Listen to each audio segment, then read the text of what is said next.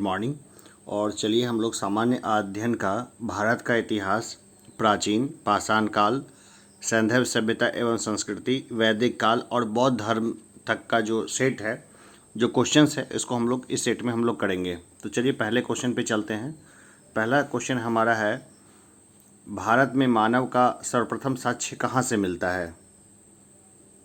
देखिए ऐसा करता हूँ, मैं इसके उत्तर सीधा बताता चलता हूँ, ठीक है ना। आपको जहाँ पे इच्छा लगे आप पॉज करके जो है ना आगे आप देख लें।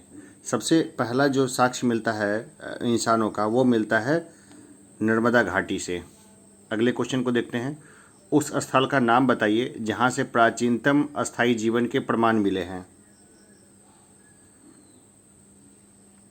ये मिले हैं मेहरगढ़ से। ये आया हुआ क्वेश्चन है, अभी हाल फिलहाल बीपीएससी 60 से लेकर 64 के बीच में किसी में आया हुआ था क्वेश्चन ये। तीसरा देखते हैं, खाद्यान्नों की कृषि सर्वप्रथम कहाँ प्रारंभ हुई थी। मैं इसको थोड़ा बड़ा कर देता हूँ हल्का सा।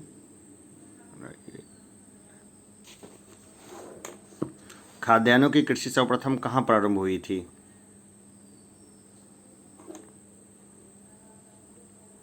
सर्वप्रथम कब प्रारंभ हुई थी, ये ज़्यादा अच्छा रहेगा। ये नवपाषाण काल में ये जो है प्रारंभ हो गई थी।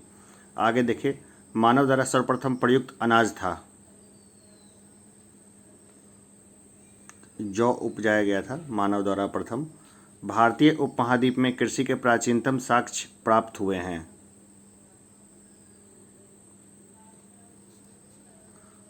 लहुड़ा देव से।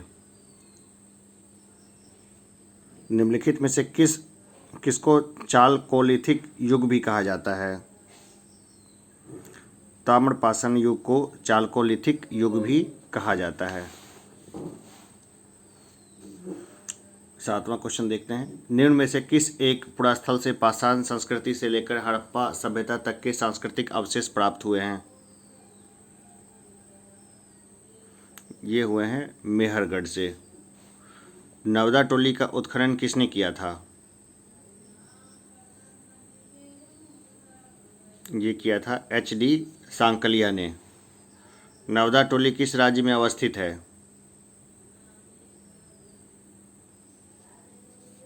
ये है मध्य प्रदेश में। नवदा टोली कहाँ है, ये है मध्य प्रदेश में। राग का टीला निम्नलिखित किस नवपाषाणिक स्थल से संबंधित है। ये है संगनकल्लू। संगनकल्लू से संबंधित है। उत्खनित प्रमाणों के अनुसार पशुपालन का आरंभ हुआ था। ये हुआ था मध्य पाषाण काल में। मध्य पाषाणिक प्रसंग में पशुपालन के प्रमाण कहाँ से मिलते हैं। ये मिलते हैं आदमगढ़ से। चलिए आगे चलते हैं। निम्नलिखित में से किस स्थल से हड्डी के उपकरण प्राप्त हुए हैं। देखिए ये हुए हैं सरायनाहार से। हड्डी के उपकरण मिले हैं सरायनाहार से।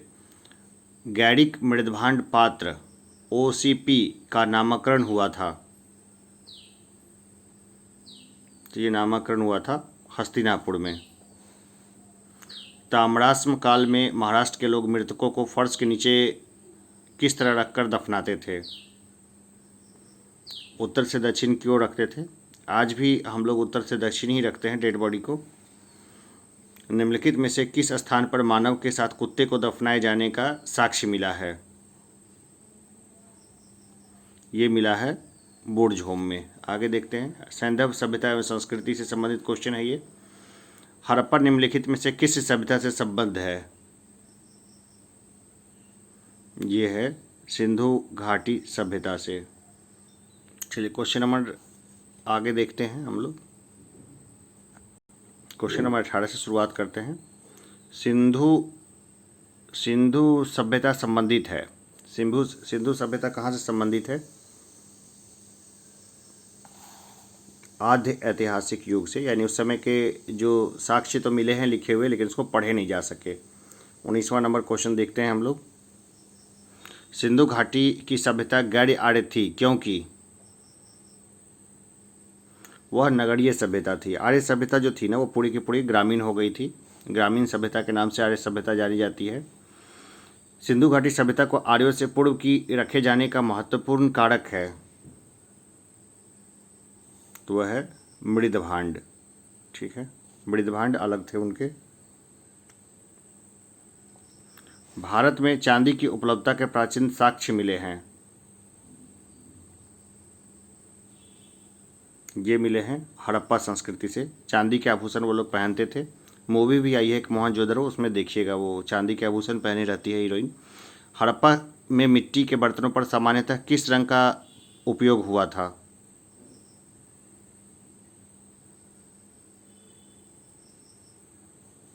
लाल रंग का। मूर्ति पूजा कब से माना जाता है? मूर्ति पूजा का आरंभ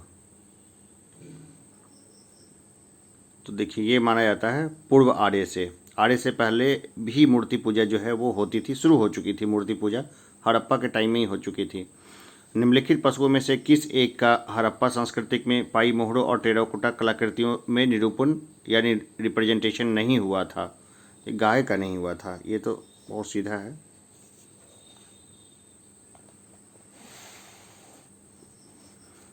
एक जुते हुए खेत की खोज की गई थी। कहाँ की गई थी?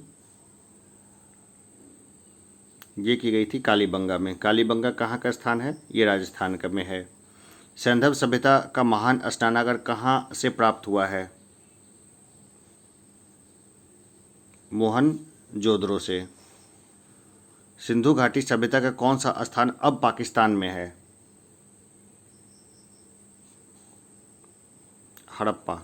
हड़प्पा अब पाकिस्तान में है, पहले भारत में था। हड़प्पा में ही खुदाई हो रही थी रेलवे लाइन के लिए जब ये महान सभ्यता खोज ली गई थी। रंगपुर जहाँ हड़प्पा की समकालीन सभ्यता थी है, कहाँ पर है रंगपुर?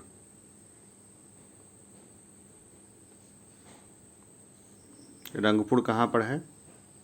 ये सौराष्ट्र में है।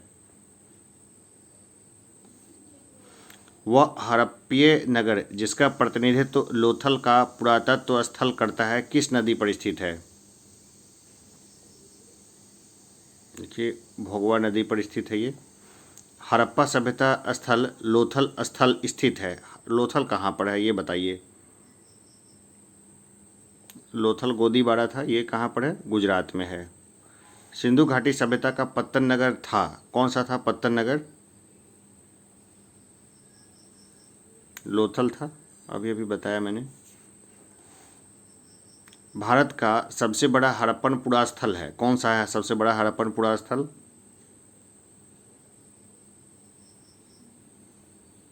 राखीगढ़ी। सिंधु घाटी के लोग विश्वास करते थे, किस चीज़ में विश्वास करते थे सिंधु घाटी के लोग?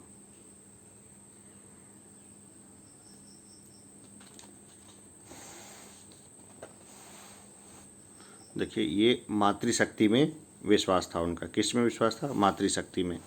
सिंधु घाटी के लोग पूजा करते थे, किसकी पूजा करते थे? तो ये करते थे पशुपति की पूजा, ठीक है ना। सिंधु घाटी के लोग किसकी पूजा करते थे? पशुपति की। मोहनजोदड़ो एवं हड़प्पा की पुरातात्विक खुदाई के प्रभारी थे।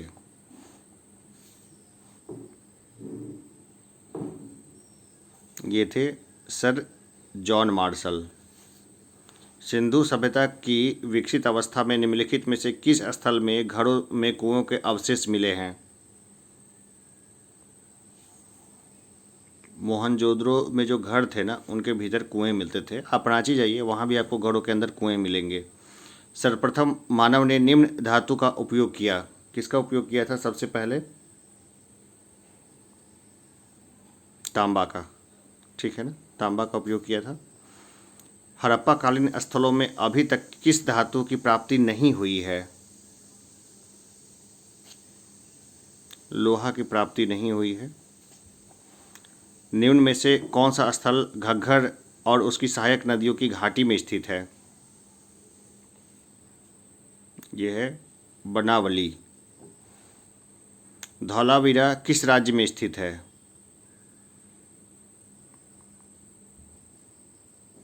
देखिए ये स्थित है धौलावीरा गुजरात में।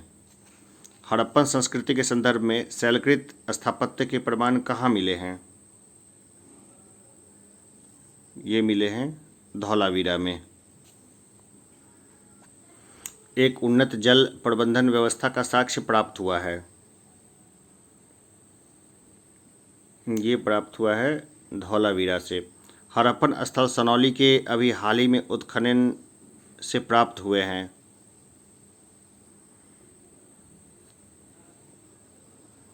मानव समाधान यानी वहाँ पर इंसानों को दफनाया गया था, वो मिले हैं। वस्त्रों के लिए कपास की खेती का आरंभ सबसे पहले किया गया। ये किया गया भारत में। निम्न स्थानों में से किस एक स्थान पर सिंधु घाटी सभ्यता से संबद्ध विख्यात वृषभ मुद्रा प्राप्त हुई थी? तो ये प्राप्त हुई थी मोहनजोदड़ो से। निम्नलिखित में से किस पशु का अंकन हड़प्पा संस्कृति की मोहरों पर नहीं मिलता है? गाय का नहीं मिलता है। देखिए, लेकिन इसमें गाय ऑप्शन ही नहीं है, ठीक है ना। तो कौन सा होगा? देखिए, घोड़ा को तो लोग जानते नहीं थे, तो घोड़ा का अंकन नहीं मिलता है, ठीक है ना। गलती से भेड़ हाथी पे मत आइएगा। घोड़ा को सिंधु घाटी के लोग नहीं जानते थे।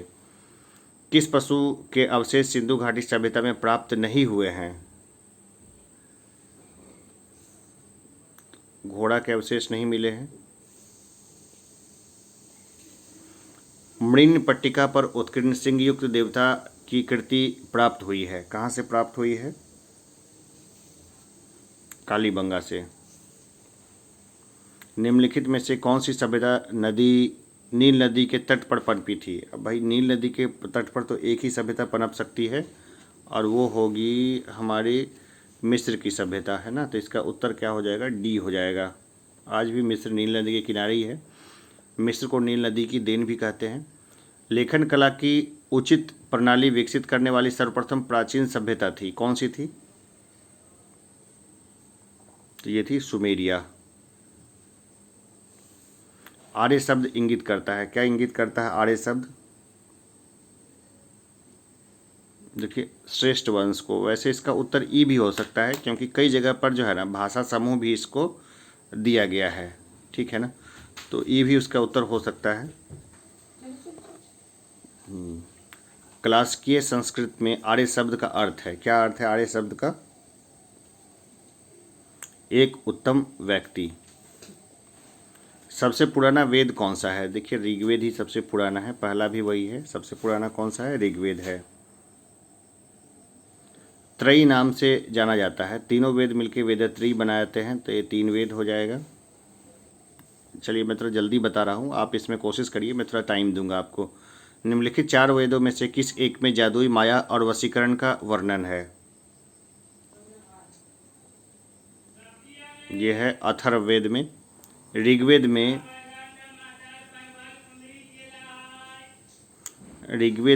1028 ऋचाएँ हैं। ऋग्वेद का कौन सा मंडल सोम को समर्पित है? पूर्णतः सोम को समर्पित है, ये बताना है। 57 का हम लोग एक बार यहाँ ऑप्शन को देख लें। तो देखिए, 9वां मंडल जो है पूर्णतः सोम को समर्पित है। यज्ञ संबंधी विविध विधानों का पता चलता है, कहाँ से पता चलता है?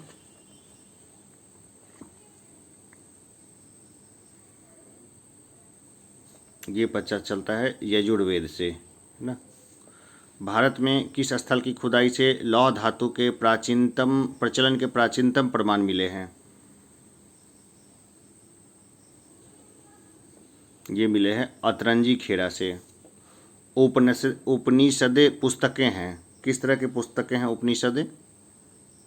दर्शन पर है। निम्नलिखित में से किस एक वैदिक साहित्य में मोक्ष की चर्चा मिलती है? ये मिलती है उपनिषद में।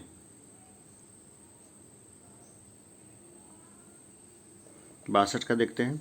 अध्यात्म ज्ञान के विषय में नचिकेता और यम का संवाद किस उपनिषद में प्राप्त होता है?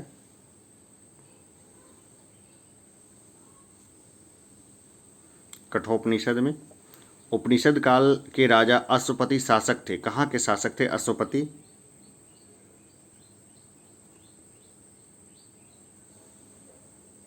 ये केकई के राजा थे। आरंभिक वैदिक साहित्य में सर्वाधिक वर्णित नदी है? सबसे ज़्यादा वर्णित नदी कौन होगी इसमें? ये तो कॉमन कॉन्स का सेंस का क्वेश्चन है, सिंधु ही होगी सबसे ज़्यादा वही नदी। वैदिक नदी अस्किनी की पहचान निम्नलिखित नदियों में से किस एक के साथ की जाती है? ये की जाती है चेनाब के साथ। आगे देखते हैं। ऋग्वेद में निम्नलिखित किन नदियों का उल्लेख अफगानिस्तान के साथ आर्यों के संबंध का सूचक है?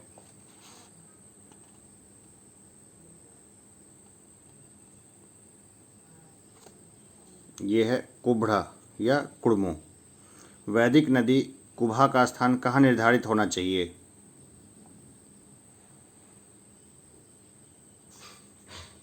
अफगानिस्तान में काबुल में बहती है वो, कुब्रा काबुल।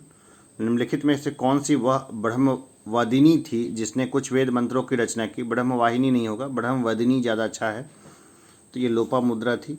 ये यूपीएससी में आया हुआ क्वेश्चन है, इसी को रिपीट किया गया है यहाँ पर। ऋग्वैदिक काल में निष्क शब्द का प्रयोग एक आभूषण के लिए होता था, किंतु परवर्ती काल में उसका प्रयोग किस अर्थ में हुआ है?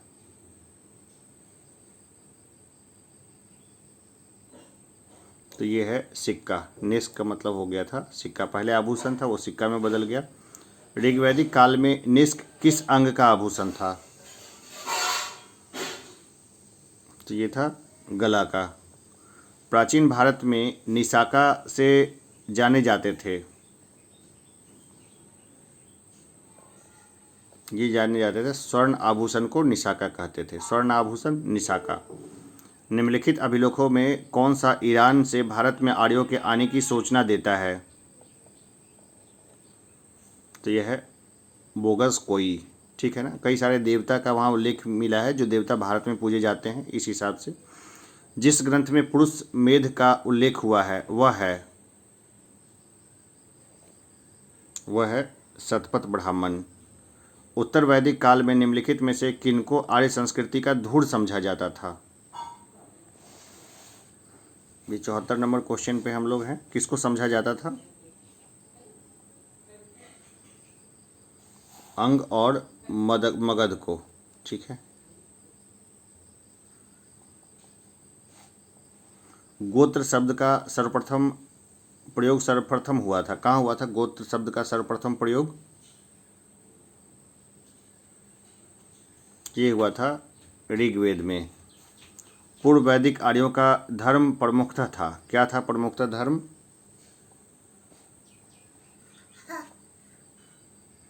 प्रकृति पूजा और यज्ञ। ऋग्वेद काल में जनता निम्न में से मुख्यतः किसमें विश्वास करती थी?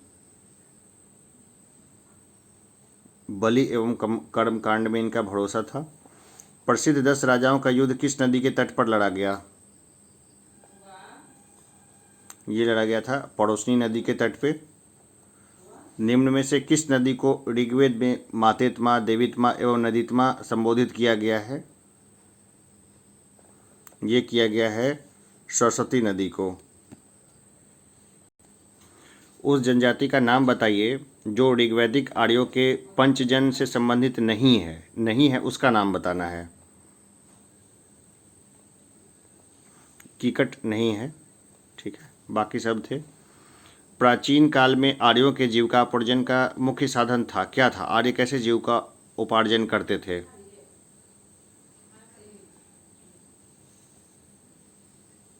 प्राचीन काल में आर्य क्या शिकारी हुआ करते थे, है ना, शिकार करते थे प्राचीन काल में। बाद में कृषि करने लग गए थे ये, लेकिन ये थोड़ा ट्रांजिशन में थोड़ा सा समय लगा था, है ना, यहाँ पे कंफ्यूज नहीं होना है। ऋग्वेद में उल्लिखित यव शब्द किस कृषि उत्पाद हेतु प्रयुक्त किया गया है? तो ये जौ के लिए यव शब्द का इस्तेमाल किया गया है। वैदिक युग में प्रचलित लोकप्रिय शासन प्रणाली थी, क्या थी? तो देखिए वंश परंपरागत राजतंत्र था, निरंकुश नहीं था राजा उस समय का। वैदिक युगीन सभा क्या थी? वैदिक युगीन सभा, तो ये एक मंत्री परिषद थी। ये किस वेद में सभा और समिति को प्रजापति की 2 पुत्रियां कहा गया है?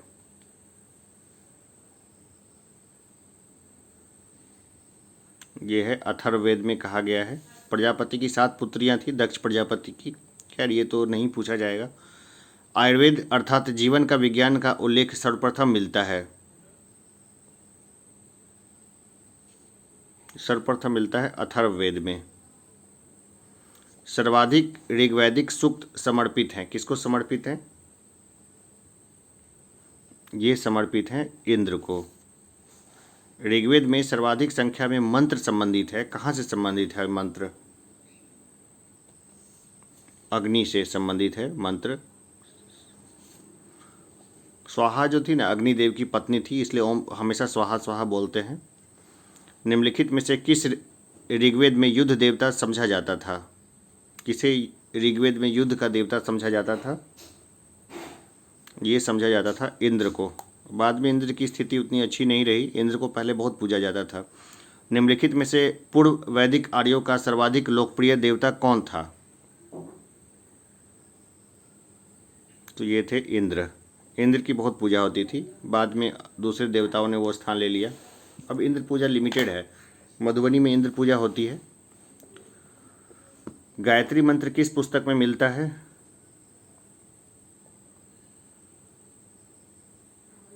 ये मिलता है ऋग्वेद में। गायत्री मंत्र की रचना किसने की थी? रचना की थी विश्वामित्र ने। पुराणों की संख्या है, कितने हैं पुराण?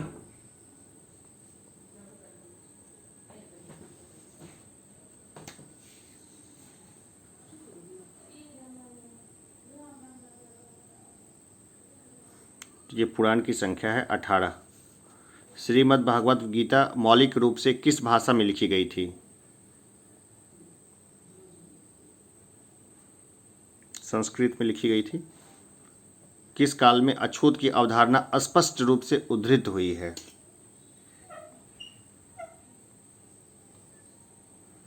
धर्मशास्त्र के समय में, ठीक है ना। धर्मशास्त्र के समय में जो है ना, अछूत जो है वो उद्धृत हुई है। सत्यमेव जयते शब्द कहाँ से लिया गया है?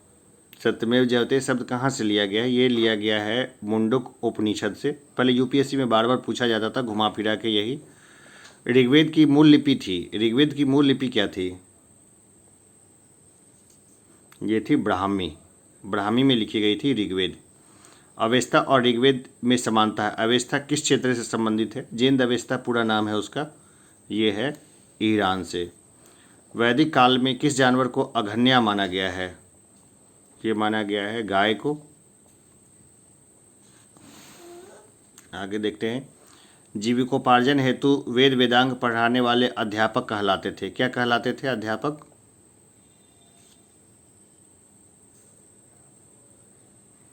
ये कहलाते थे उपाध्याय। आज भी उपाध्याय सरनेम चलता है ना।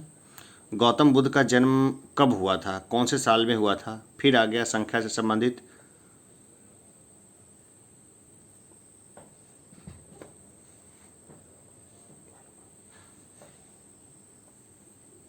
तो ये हुआ था 563 ईसा पूर्व में। गौतम बुद्ध की माँ किस वंश से संबंधित थी? तो ये थी कोलीय वंश से। बुद्ध का जन्म हुआ था, कहाँ हुआ था बुद्ध का जन्म? ये हुआ था लुम्बिनी में। आगे हम लोग देख लेते हैं, 104 नंबर क्वेश्चन पे आ गए। निम्नलिखित में से कौन एक अशोक का अभिलेख इस परंपरा को पुष्टि करता है कि गौतम बुद्ध का जन्म लुम्बिनी में हुआ था?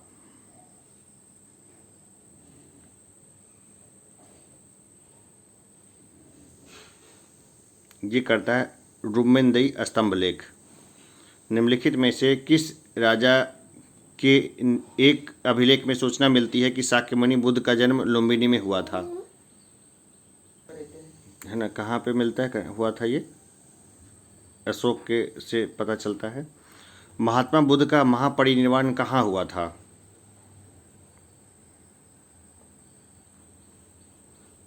ये हुआ था कुशीनगर में। महात्मा बुद्ध का महापरिनिर्वाण किसके गणतंत्र में हुआ था? ये हुआ था मल्लों के गणतंत्र में। आलार कलाम कौन थे? आलार आलार कलाम के बारे में लगभग सभी लोग जानते हैं। ये महात्मा बुद्ध के गुरु थे। ऑप्शन में देख लेते हैं। तो बुद्ध के एक गुरु थे। बुद्ध के कई गुरु थे। हम लोग दो गुरु को अच्छे से जानते हैं, एक रामपुत और एक आलार कलाम।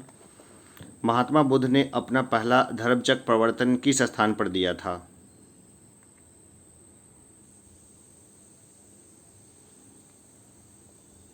ये दिया था सारनाथ में।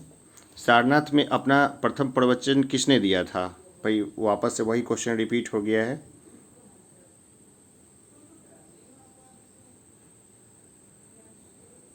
महात्मा बुद्ध ने ही दिया था, ठीक है ना। उम्मीद है किसी ने गलती नहीं की होगी। बुद्ध ने सर्वाधिक उपदेश दिए थे, कहाँ दिए थे सर्वाधिक उपदेश?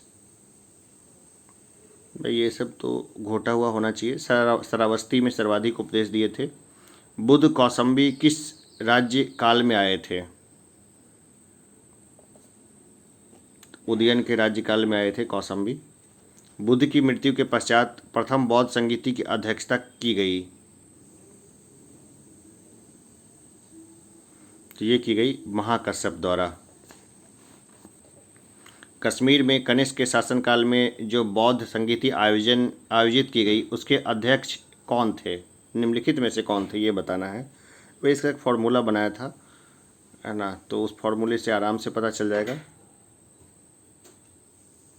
इसके थे वसुमित्र, महान साहब मोगली मित्र करके था ना। बौद्ध धर्म की महायान शाखा औपचारिक रूप से किसके शासनकाल में प्रकट हुई?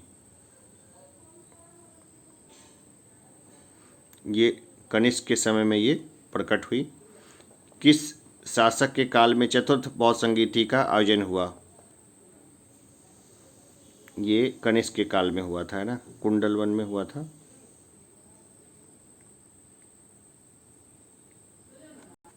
एक 117 को देखते हैं। प्रथम बौद्ध समिति का आयोजन कहाँ हुआ था? संगीति ज़्यादा अच्छा रहेगा, समिति से ज़्यादा रहेगा संगीति। तो प्रथम बौद्ध संगीति का आयोजन कहाँ हुआ था? सोच लिया होगा आपने। ये हुआ था अजातशत्रु के शासनकाल में हुआ था। कहाँ हुआ था? प्रथम बौद्ध संगीति का आयोजन हुआ था अजातशत्रु के शासनकाल में। निम्नलिखित में से किस नगर में प्रथम बौद्ध सभा आयोजित की गई थी? ये की गई थी राजगीर में। कहाँ की गई थी? राजगीर में। निम्न में से किस शासन ने द्वितीय बौद्ध सभा का आयोजन किया था? द्वितीय बार किसने किया? ये किया कालाशोक ने। कालाशोक या काकवर्ण। भारतीय कला में बुद्ध के जीवन की किस घटना का चित्र मृग सहित चक्र द्वारा हुआ है?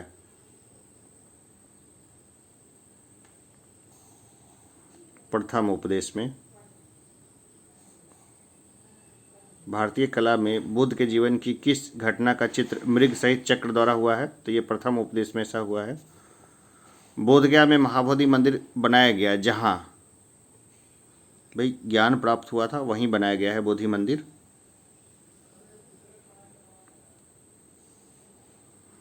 गौतम बुद्ध को ज्ञान प्राप्त हुआ। बौद्ध धर्म में घोड़ा किसका प्रतीक है? घोड़ा प्रतीक है त्याग का। निम्नलिखित में से कौन सा बौद्ध पवित्र स्थल निरंजना नदी पर स्थित था?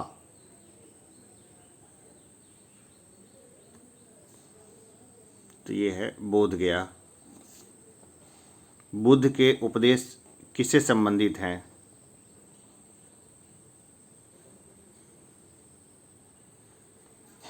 ये संबंधित है आचरण की शुद्धता और पवित्रता से। निम्नलिखित में से कौन बुद्ध के जीवन काल में ही संघ का प्रमुख होना चाहता था?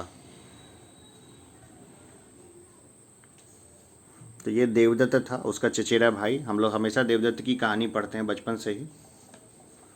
अष्टांगिक मार्ग की संकल्पना अंग है।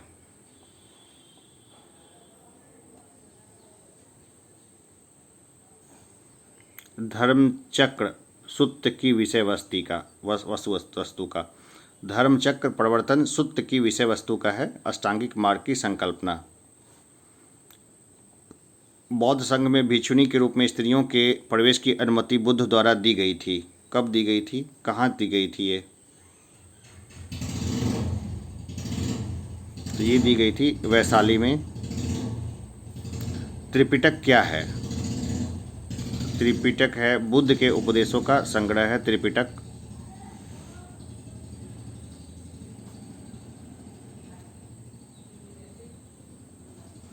त्रिपिटक ग्रंथ किस धर्म से संबंधित है? ये बौद्ध धर्म से संबंधित है। निम्नलिखित में से किस बौद्ध ग्रंथ में संघ जीवन के नियम प्राप्त होते हैं?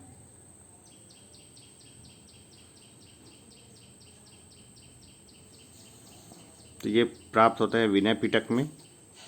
सूत्र पिटक, विनय पिटक और अभिधम्म पिटक 3 पिटक हैं जिनको संयुक्त रूप से त्रिपिटक कहते हैं। विश्व का सबसे ऊंचा कहा जाने वाला विश्व शांति स्तूप बिहार में कहाँ है?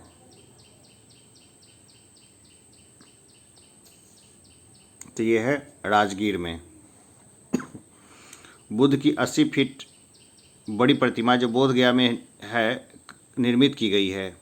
भाई किसके सहयोग से निर्मित की गई है?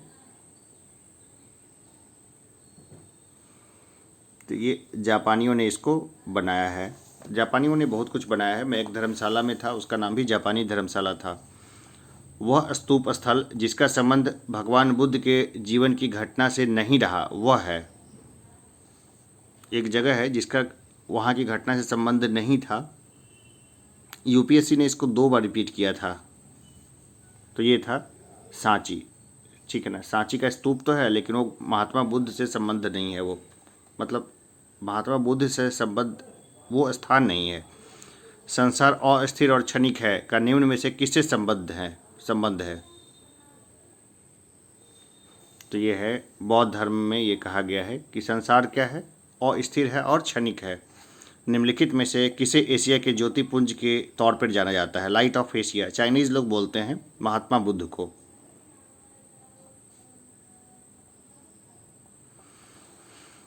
बौद्ध धर्म के महायान और हीनयान संप्रदायों में सर्वाधिक मौलिक अंतर निम्नलिखित में से कौन सा है?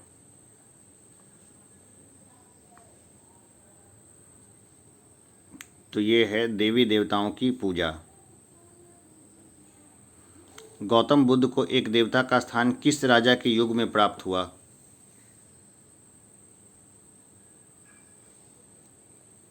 तो ये हुआ कनिष्क के समय में। भारत में पहले जिस मानव प्रतिमाओं को पूजा गया वह थी बुद्ध की प्रतिमा। निम्न में से किसने मूर्ति पूजा की नींव रखी थी?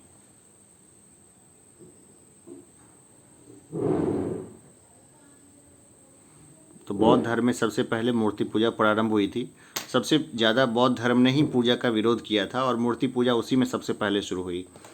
गांधार शैली की मूर्ति कला में बुद्ध के सारनाथ में हुए प्रथम धर्मोपदेश में से संबद्ध प्रवचन मुद्रा का नाम है? क्या नाम है?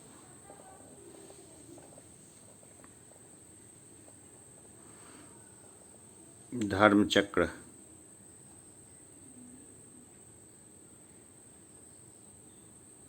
बुद्ध की खड़ी प्रतिमा निम्न में से किस काल में बनाई गई थी? ये बनाई गई थी कुषाण काल में। भूमि स्पर्श मुद्रा की सारनाथ बुद्ध मूर्ति संबंधित है। ये संबंधित है गुप्त काल से। महायान बौद्ध धर्म में बोधिसत्व अवलोकितेश्वर को और किस नाम से जानते हैं?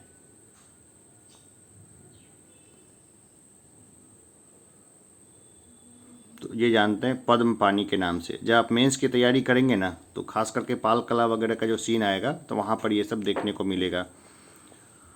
प्रथम शताब्दी ईस्वी में किस भारतीय बौद्ध भिक्षु को चीन भेजा गया था?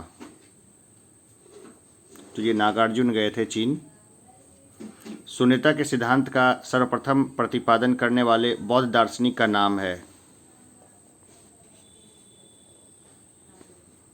तो ये हैं नागार्जुन।